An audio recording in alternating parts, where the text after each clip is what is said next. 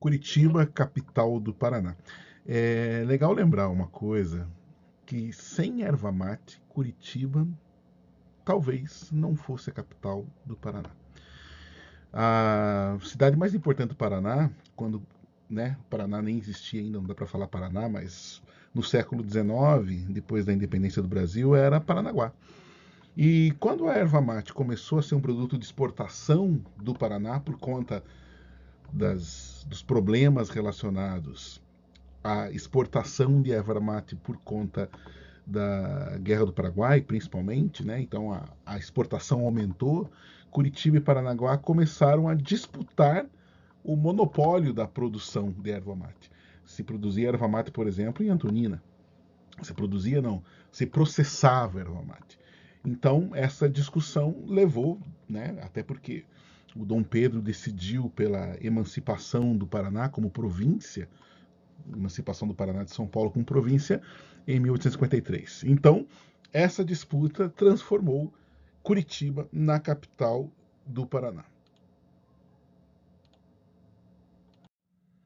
E Curitiba virou a capital da erva. Alguns moinhos se instalaram, moinhos não, na verdade eram indústrias, porque essa, por exemplo, que chamava Tibagi, ela foi industrializada. Primeiro começou como manufatura, depois industrialização. E aí Curitiba foi ficando cada vez mais modernizada. Imagine, já fazia processo automático no fim do século XIX para a produção de erva mate. Aqui a única parte de uma indústria que sobreviveu às mudanças. É o Chamate Real, que fica onde hoje está localizado o Instituto Federal do Paraná, no bairro Rebouças. Bairro que foi, naquela época, o bairro mais industrializado, graças à instalação também da estação de trem nesse espaço. E Curitiba passou por inúmeras transformações graças ao estabelecimento de indústrias ervateiras aqui. O Palacete dos Leões, construído nessa época, junto com outros muitos palacetes, até hoje funciona como um lugar de exposição. A Universidade Federal do Paraná, ou na época a Universidade do Paraná, apelidada de Universidade do Mate, de 1912, também fruto da vinda do dinheiro da erva mate para Curitiba. A criação da nova prefeitura, o Paço da Liberdade, em 1916, foi destruído o mercado municipal à frente, construído o Paço da Liberdade, onde hoje funciona o SESC. A estação de Curitiba, de 1885, também a estrada de ferro do Mate, onde hoje é o Shopping Estação, em Curitiba.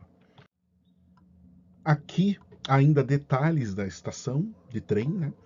Vocês percebem que houve muitas mudanças, é óbvio, e hoje a estação está na rodoferroviária.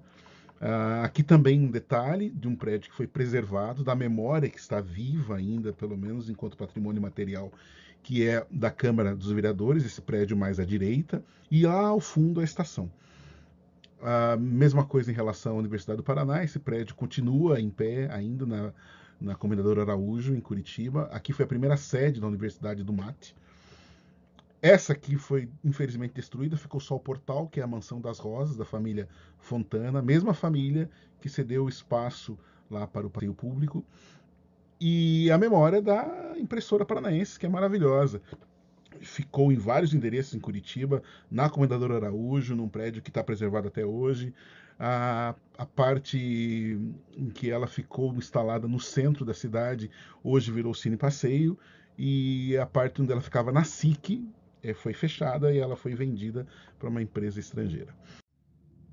O patrimônio da cidade foi marcado, e é marcado até hoje, por vários prédios históricos que ainda estão em pé. O caso do Palácio do Batel, onde são realizadas inúmeras festas, também de algumas mansões que, apesar de não estarem bem cuidadas, permanecem, né, como patrimônio desta época. Algumas foram apropriadas pela prefeitura, como o caso do Solar do Barão aqui, que hoje tem Museu da Fotografia, Gibiteca.